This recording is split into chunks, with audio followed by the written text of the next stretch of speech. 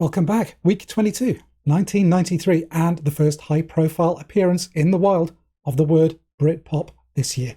That little merry-go-round wouldn't reach terminal velocity for some time yet, so this definitely felt like a more pluralist kind of year, musically speaking, a diversity of stuff. Everyone just getting along. Politically, not quite such happy days. The fallout from Black Wednesday, the UK gingerly coming out of recession, high unemployment, a ruling Conservative Party dining on its own rump over Europe again. Riven, tired, its days numbered. Not, in retrospect, the best time to be graduating from university. Yeah, those 3 years were over in a flash, it seemed. I started 1993 in the bosom of academia and ended it on the dole. My degree didn't count for too much when the job market was in the sorry state it was, but my best bet was to stay put. There were more opportunities in this part of the country and not so many back home. I really just needed to hold my nerve. Money?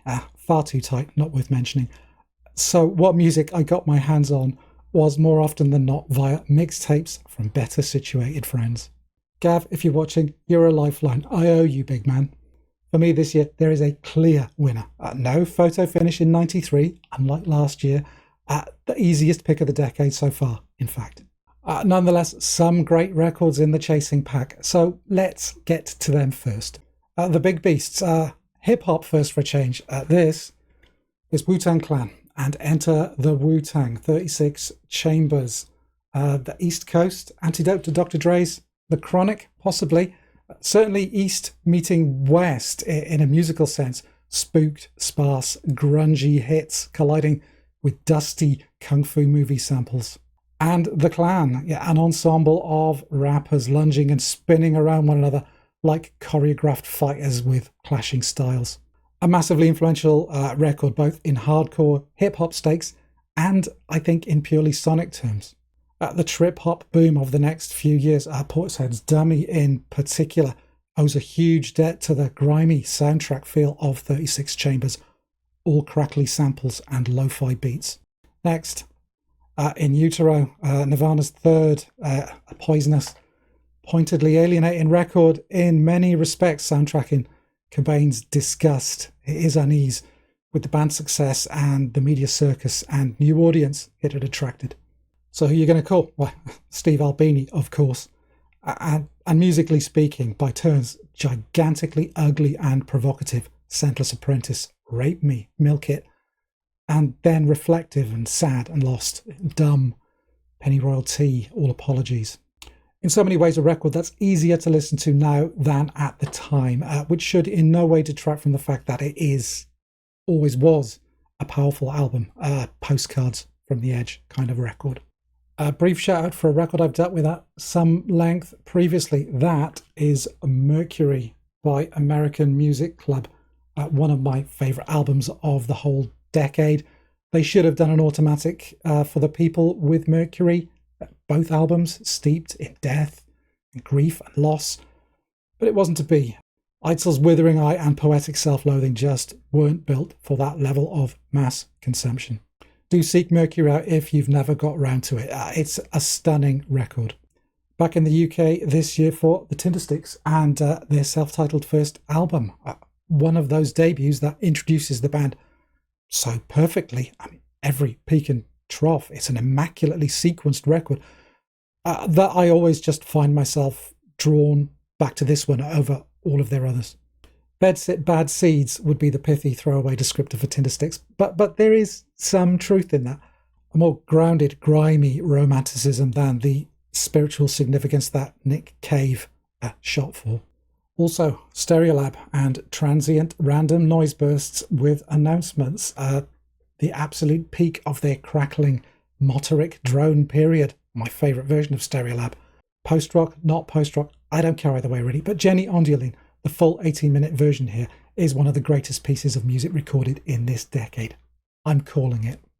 Back over the pond for a few now, starting with Drunk by Vic Chestnut. Vic's third album, a rougher ride than the sublime west of Rome, but the highs and lows are equally essential features of the landscape of Drunk.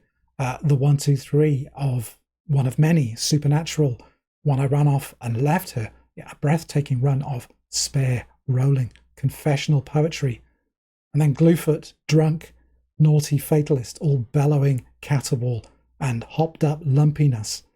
Maybe not the ideal intro to Vic, but a representative mix of both the strong stuff and the sweetness that he was capable of. And an enduring 90s indie rock classic in The Breeders' Last Splash. Come for the big hits, Cannonball, Divine Hammer. Stay for the surfy lo-fi of No Aloha. The crawling slid-esque pop of Do You Love Me Now? And the country harmonies of Driving on 9.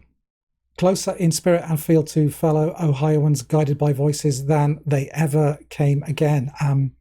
There's a reason this one always seems to get the anniversary treatment every few years. It's because it still sounds great.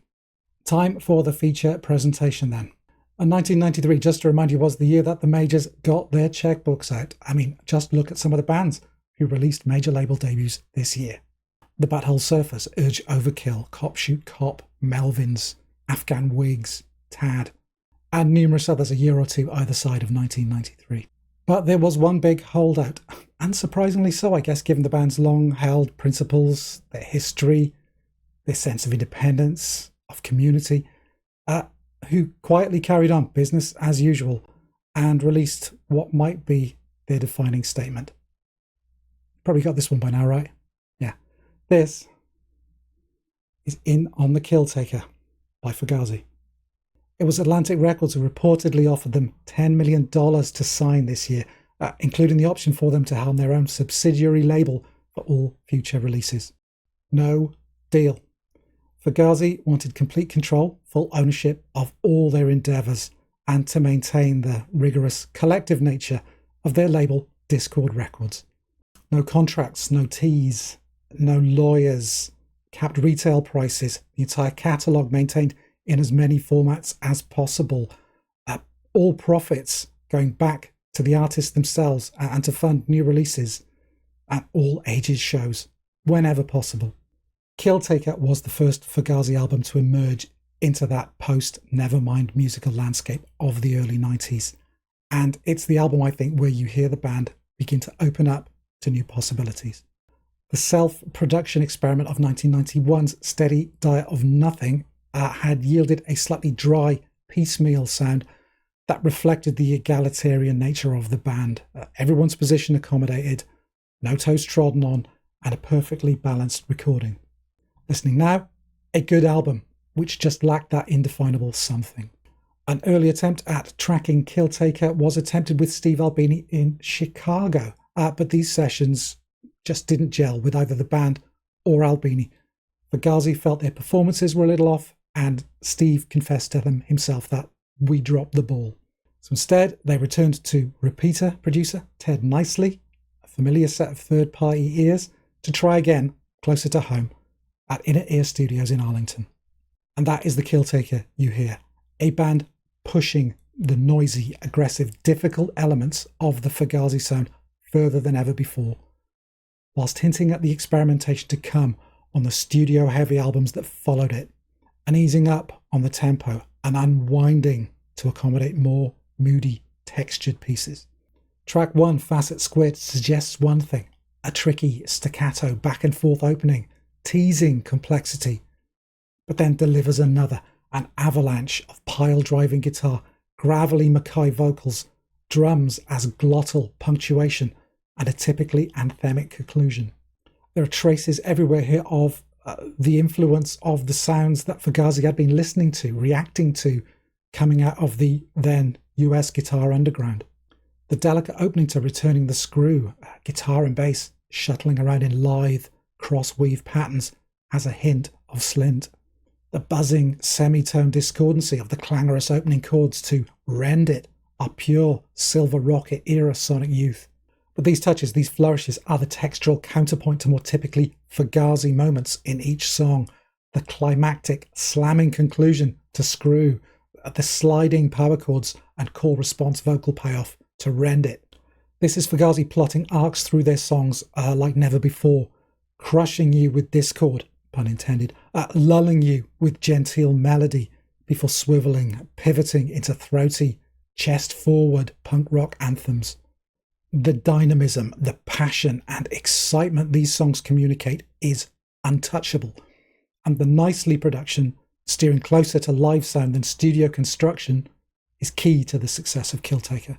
The centre of the album perfectly illustrates this. The interlocking parts of 23 Beats Off, drawing together, patiently rotating into place over the first 3 of its 6 minutes, before sliding into a blizzard of howling, cacophonous feedback for its second half. Its final fade-out, segging into the side 2 opener. CD listeners get the full impact of this glorious transition without interruption.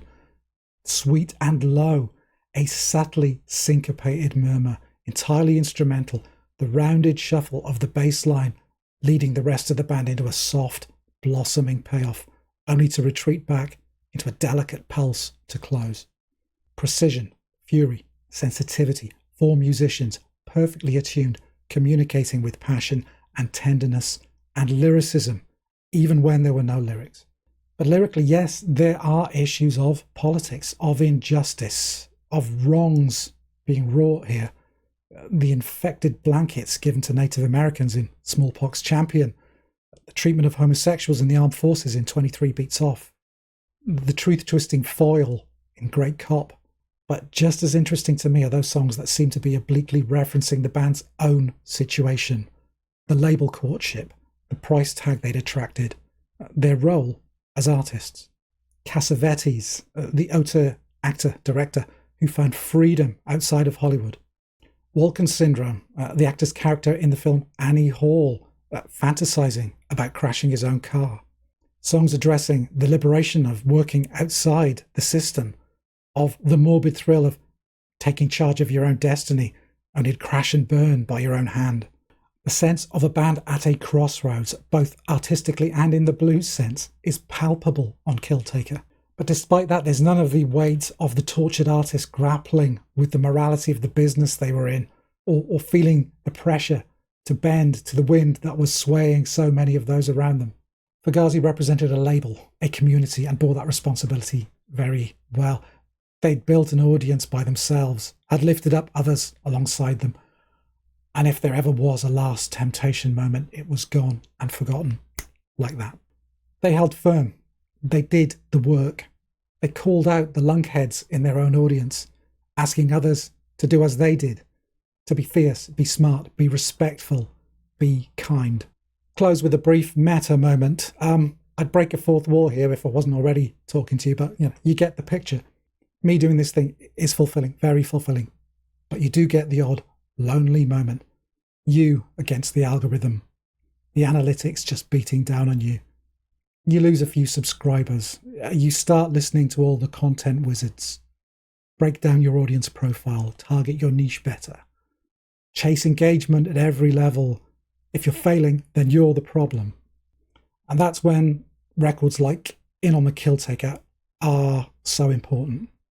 They're a constant reminder. Stay the course. Be who you are. Don't falter. And your truth is enough.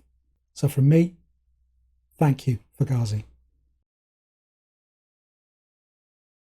And that was 1993. No doubts. It was In on the Killtaker from the beginning. Nothing else touches it. I don't know how you feel about the album, or if there's something you would definitely take over it. Let's talk about it down below. As ever, thanks for sticking with this video this far. Usual bump, a thumbs up always helps. And please, do think about subscribing if you haven't done so already. But that is it. I hope to see you again for another episode in this series. Please do take care, and I will see you again very soon. Bye for now.